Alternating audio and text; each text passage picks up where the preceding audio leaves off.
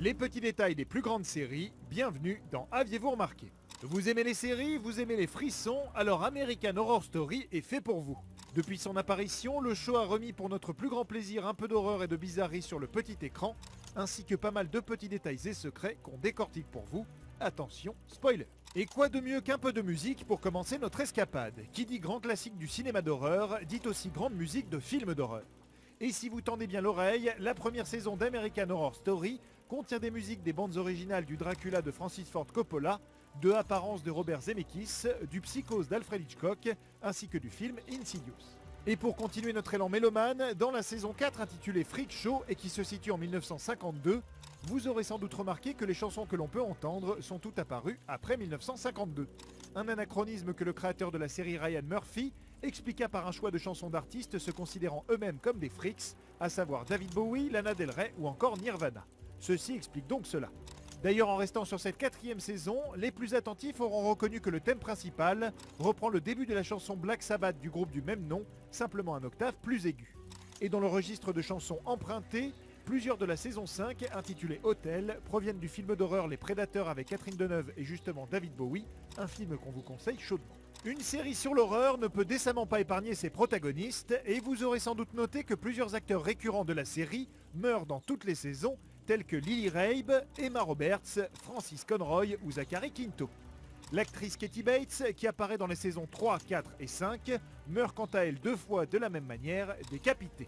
Et pour ce qui est des morts en pagaille, les victimes de la fusillade de l'école dans la saison 1 portent tous des noms de joueurs de l'équipe de baseball des Boston Red Sox des années 80. Ryan Murphy ne devait décidément pas aimer cette équipe. D'ailleurs, le coupable de cette fusillade, Tate, incarné par l'acteur Evan Peters, perpètre son acte et meurt le 5 avril 1994, le même jour qu'un certain Kurt Cobain. Quand dans la saison 4, on peut entendre son personnage de Jimmy Darling reprendre des chansons du groupe Nirvana, telles que Come As You Are, à la guitare. Qu'est-ce qu'on a d'autre dans American Horror Story? Eh bien, les agents immobiliers parmi vous auront reconnu que la fameuse Murder House de la saison 1 s'appelle en réalité le manoir Rosenheim et est situé à Los Angeles, et que la bâtisse est visible dans plusieurs autres séries comme Dexter, X-Files ou même Buffy. On se sera aussi aperçu que l'alias nazi du Dr Arden dans la saison 2, Hans Gruber, est emprunté au méchant incarné par le regretté Alan Rickman dans Piège de cristal, et que justement pour les scènes où l'on voit le Dr Arden jeune, c'est le propre fils de l'acteur James Cromwell, John, qui lui prête ses traits. Petite anecdote amusante pour les sériophiles maintenant, qui auront sans doute reconnu que Chloé, la jeune adolescente tuée par Tate dans la saison 1, est l'actrice Ashley Rickards, c'est-à-dire la petite copine de l'interprète de Tate, Evan Peters, dans la série One Tree Hill. Dans le même registre, les acteurs James Cromwell et Francis Conroy, visibles ensemble dans la saison 2, étaient déjà amants dans la série culte Six Feet Under. On se sera aussi aperçu que le nom complet du personnage de Jessica Lange dans la saison 3 du show est Fiona Borgia Van Den Heuvel Good, comme visible sur son passeport ici, un nom intéressant quand on sait que Lucrèce Borgia fut une figure historique connue pour avoir justement tué tous ses maris.